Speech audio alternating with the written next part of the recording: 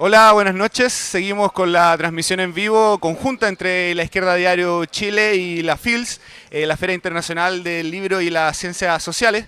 Hoy día, ahora estamos en la presentación del libro de Dauno Totoro Navarro, Así mataron en octubre, crónica de 3 casos. Y bueno, vamos a interiorizarnos en la producción del libro, cómo fue su construcción, cómo ha sido el lanzamiento a nivel nacional, etcétera. Bueno, primero que nada, saludar a Dauno, agradecido por tu presencia.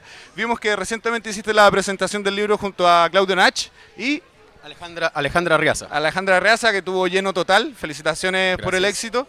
Y bueno, vamos de lleno a la entrevista. Primeramente, ¿cómo crees tú que... perdón, cuéntanos cómo fue el proceso de creación del libro, cuál fue la motivación y cuáles fueron las dificultades también para poder completar un libro como este. Bueno, sí, primero dar cuenta, agradecer a toda la gente que estuvo participando en la presentación, a Claudio, a Arriaza, o sea, a Alejandra, a la feria, a la editorial. ¿No se escucha? Ahí sí. Ya, vale. A la editorial, a Loma Ediciones, que editó este libro.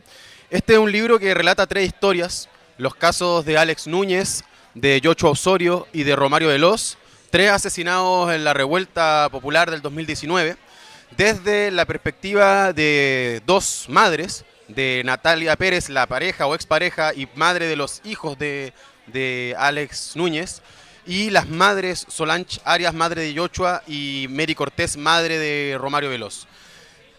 Este libro nace porque, bueno, en un intento, digamos, de resistencia ante una política permanente de olvido, de desmemoria que se ha planteado desde el poder, desde el Estado. Hemos visto cómo se ha tratado de renombrar a la revuelta como el estallido delictual, cómo se ha tratado de denigrar la movilización popular, y todos esos discursos criminalizadores, esos discursos que buscan enterrar esa memoria, tienen como resultado en estos casos que exista impunidad para los responsables materiales de esos asesinatos y también impunidad para los responsables políticos. Cuando vemos que ministros como, no sé, Gonzalo Blumel, o bueno, para qué hablar, Andrés Chadwick, siguen haciendo noticia en los medios de comunicación cuando ellos eran responsables políticos de la represión que terminó con asesinatos impunes y brutales, como el caso de Alex Núñez, que para solamente dar contexto, a Alex Núñez lo matan a las afueras del Metro del Sol en Maipú, lo matan a golpes, lo revientan por dentro, un grupo de funcionarios policiales de la 25ª Comisaría de Maipú, y la Fiscalía hace un par de meses atrás decidió no perseverar en la investigación.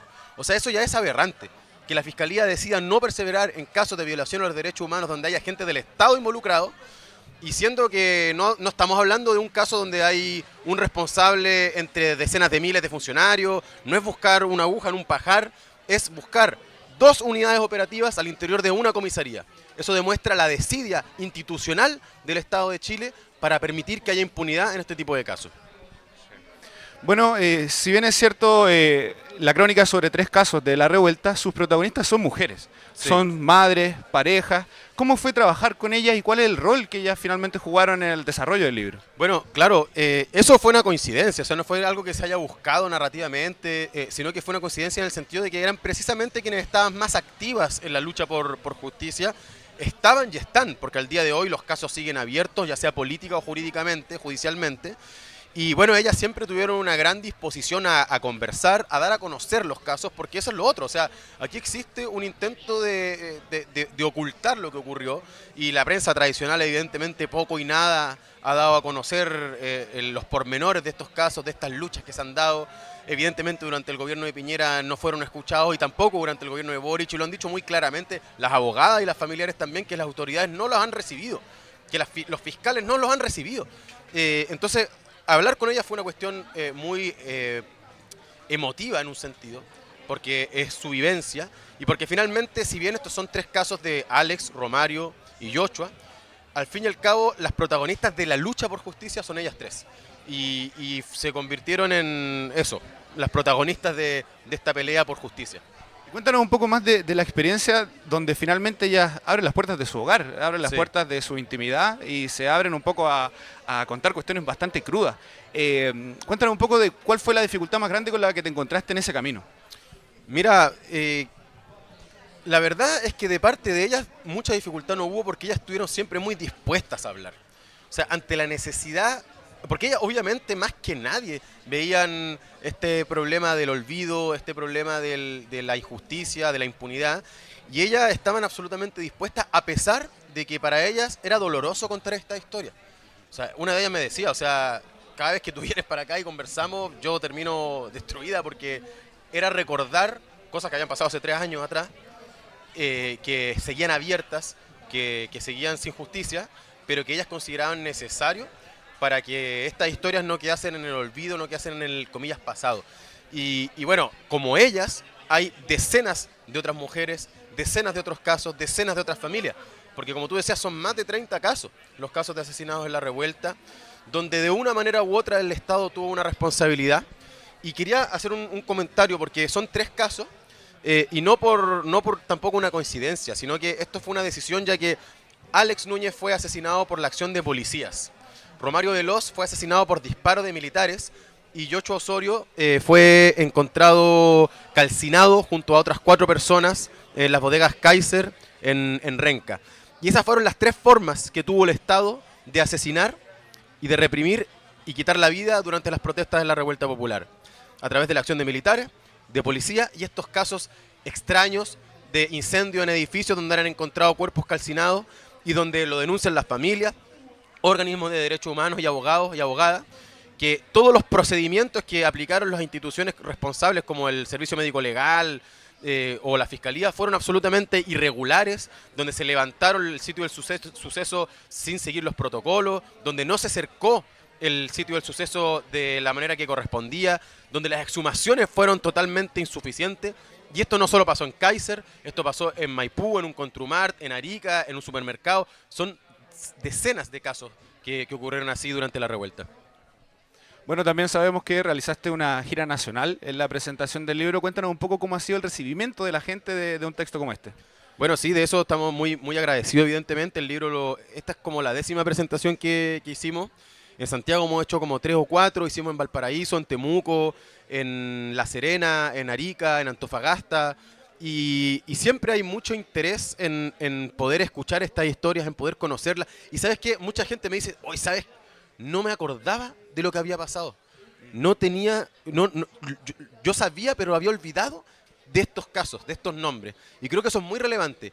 Y creo que esa es la pelea finalmente, porque la memoria es un combate del presente. O sea, no es suficiente con una lista de nombres, no es suficiente con un monumento o una placa, sino que la memoria tiene que ser una herramienta de combate para el presente y para el futuro. Entonces ha sido muy importante para mí poder dar a conocer esta historia, y como te digo, en todas las actividades, todas las iniciativas ha sido a espacios llenos, porque hay un requerimiento de volver a escuchar esta historia, ahora que hay un intento de reescribir la historia desvergonzado por parte de la derecha y de la institucionalidad. Bueno, me gustaría un poco preguntar del libro propiamente tal, ¿cuál ha sido la evolución judicial de los 3 casos que se relatan en el libro? Bueno, cuando hablo de que reina la impunidad no es una metáfora, no es una frase vacía, es una realidad.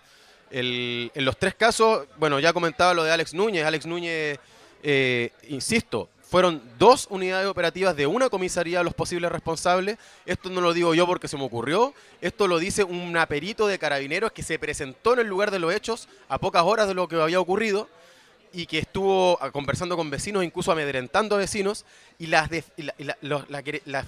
abogado de la familia, los querellantes, se enteraron de que hubo una presencia policial con peritos especiales designados a la zona meses después, cuando eso se filtró en la prensa.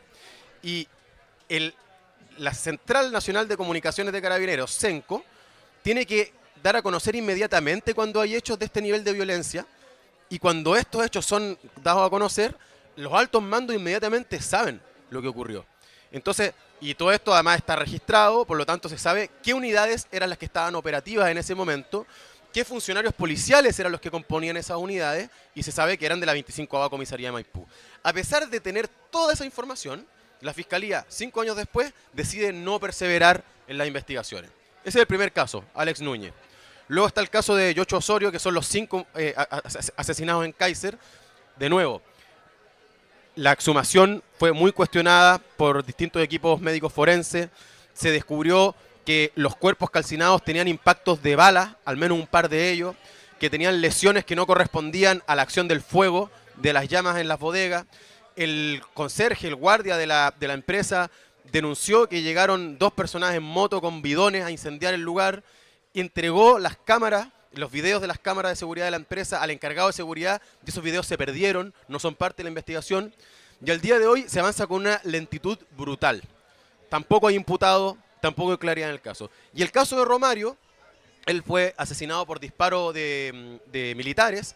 Junto a él, 2 civiles más estuvieron al borde de la muerte y al día de hoy se encuentran con tratamientos médicos. Hay 3 militares condenados y uno de ellos, el capitán Faúndez, que era el encargado del cuerpo militar, hoy, en lugar de estar cumpliendo su condena en una prisión, que además fueron condenas bastante bajas, pero con prisión efectiva, en lugar de estar cumpliendo su condena en una prisión, la cumple en un recinto militar especial, ya que en una decisión inédita la Corte Suprema aceptó una apelación que interpuso la defensa del militar y están revisando nuevamente toda la investigación y permitiendo que estos días, que además se descuentan de su pena final, los pueda pasar en un recinto militar especial.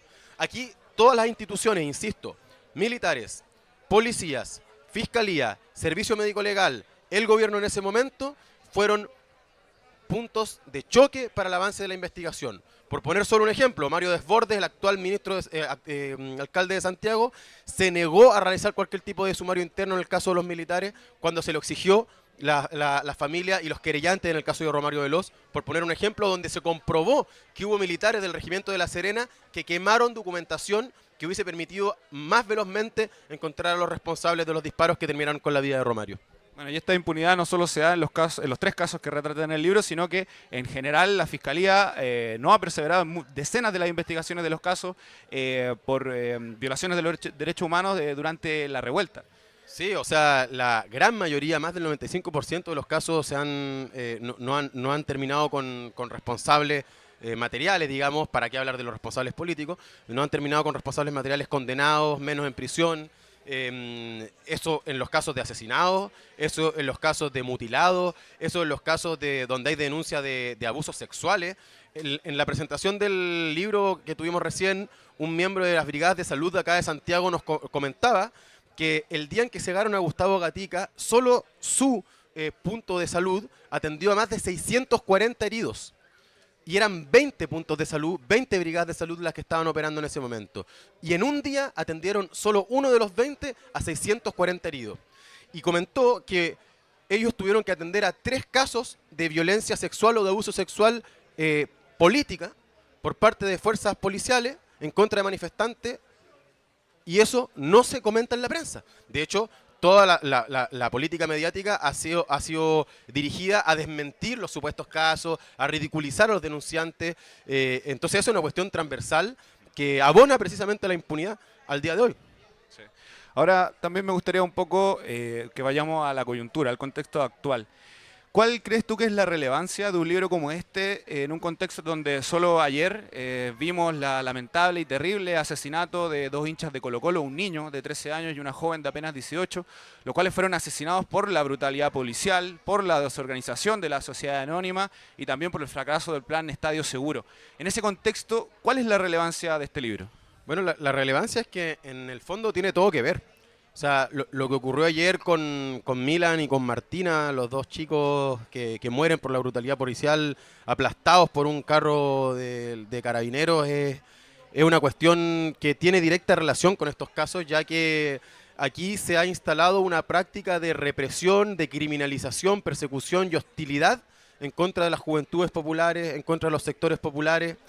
La respuesta del Estado a la revuelta popular fue una respuesta no solo de desvío constitucional a través del Acuerdo por la Paz y la nueva Constitución que se firmó a espaldas del pueblo, sino que también de represión y de perfeccionamiento del aparato represivo. Porque yo creo que eso es relevante. La Fiscalía no sigue investigando no solo porque quiera dejar de investigar. Las policías hacen pactos de silencio en el caso de la 25ª Comisaría de Maipú, no solo porque ellos deseen hacerlo. El servicio médico legal opera pésimamente no solo porque ellos deseen, sino que porque hay un clima político que se los permite.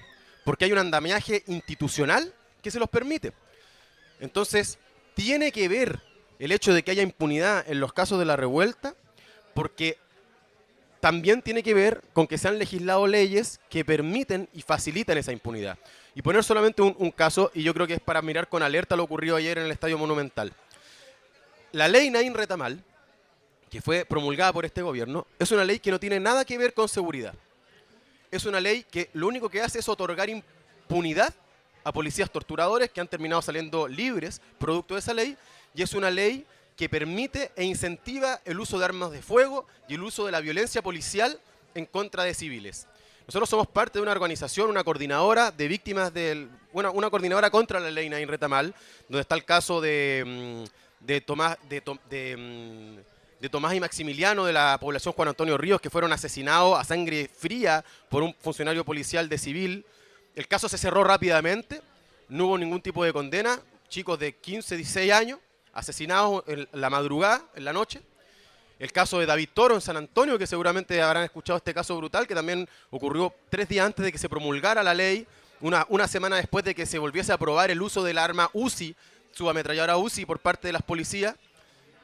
Y ese caso fue tal como lo voy a describir ahora. David Toro se detiene en su auto, un policía se para en el capó del auto y le dispara a través del vidrio del auto. Y muere acribillado por esa arma UCI. Ahí no hay condenados, ahí no hay justicia. Bueno, ¿y por qué digo esto? Porque eso es resultado directo de un parlamento y de 2 gobiernos que han legislado afiebradamente en nombre de la seguridad, pero encubriendo en realidad que están elevando los niveles de autoritarismo estatal, porque esa fue la respuesta que decidió tomar el régimen político y el Estado, tanto con el gobierno de Piñera como el de Boric, ante la movilización popular. No es coincidencia que esto pase cuando hay militarización en el territorio mapuche, cuando hay presos de las organizaciones mapuche, cuando hay presos como ocurre en el caso de Villa Francia también, no es coincidencia, tiene que ver, está íntimamente vinculado. Y por eso la pelea por memoria, por Alex, por Romario, por Joshua, es la pelea por el pasado, pero es la pelea por el presente. Porque hay que combatir los discursos de criminalidad, hay que combatir los discursos de represión y de autoritarismo, porque finalmente lo que también están preparando es para enfrentar nuevos procesos de movilización popular. Sí. Sobre esto mismo me gustaría saber, la llamada crisis de seguridad ha sido utilizada tanto por la derecha como por el gobierno para pasar leyes antidemocráticas, para pasar leyes represivas. ¿Qué opinión te merece esta situación cuando vemos que tanto la derecha como sectores que se llaman de izquierda, de centro izquierda, en realidad promueven leyes represivas? Bueno, yo creo que eso es imposible no mirarlo desde una óptica internacional, o sea, en América Latina de conjunto es evidente que hay una crisis relacionada con el crimen organizado. Es evidente que hay una agudización del fenómeno de la migración, que hay que tomarlo como fenómeno y no como problema, porque es un fenómeno social. Es evidente. Pero se ha utilizado esa crisis para utilizar recetas que están históricas e internacionalmente probadas como fracasadas para frenar los niveles de criminalidad, que están vinculadas solo a la idea de aumentar penas, de encarcelar personas. Ahora están discutiendo bajar la edad de imputabilidad a los 12 años, a los 14 años, quieren encerrar a niños de 12, 14 años, cuando justamente todo lo contrario, lo que hay que hacer es cortar esas carreras criminales, sacarlos de la cárcel, y toda la experiencia internacional prueba que construir más cárceles solo genera más presos y más hacinamiento. O sea, Estados Unidos es la prueba más fehaciente del fracaso de la política de la guerra contra las drogas, por poner un ejemplo. Entonces, eso implica que los sectores que van a pagar las consecuencias de una política de esas características son los sectores populares. Insisto, se ve en el caso de la ley Naín Retamal, pero se ve en otro tipo de legislación que se discute, como lo que decíamos ahora, que el tema de la discusión sobre bajarla o no la edad de la imputabilidad. ¿Para qué decir la idea medievales que tratan de instalar los candidatos de, bueno, no sé, Evelyn Matei con la discusión de la pena de muerte, por ejemplo? O sea, quieren darle el poder de decidir sobre la vida a los jueces que además son designados por Hermosilla. O sea, pero eso es una responsabilidad compartida por el Parlamento y por el régimen político, y eso yo creo que tiene que ser un combate que hay que dar para mostrar no solo que están elevando los niveles de autoritarismo, coartando la libertad de la población y preparando incluso posibles respuestas represivas del Estado contra la movilización, sino que también que esas recetas y esas frases fáciles de bala o muerte o esas leyes como la ley Naín Retamal no tienen nada que ver con seguridad, no van a resolver el problema de la seguridad, están lejos de resolverlo y solo van a agudizar una crisis que es profunda, que es internacional y que tiene motivos mucho más, como decía, mucho más profundos. Perfecto. Ya para ir cerrando, Dauno, quería un poco sacarte del contexto del libro porque, bueno, nos contó un pajarito que no solamente escribe de historia, de política, sino que también lanzaste un libro de poesía. ¿Es verdad o no es verdad? Sí, es verdad. Bueno, me da risa porque estamos hablando de temas tan... Sí, bueno, fue brusco el cambio, pero claro, queremos hablar pero de la todo. poesía está en todo. Sí. No sé. Sí, bueno, claro, el año pasado publiqué este libro, Así mataron en octubre, con Aquí lo vamos a mostrar en cámara para que lo conozcan. con LOM Ediciones, así que invitamos a que puedan conocer las historias, es que principalmente eso, que se conozcan las historias de Alex, de Romario, de Yoshua, la lucha de sus madres, de sus familias.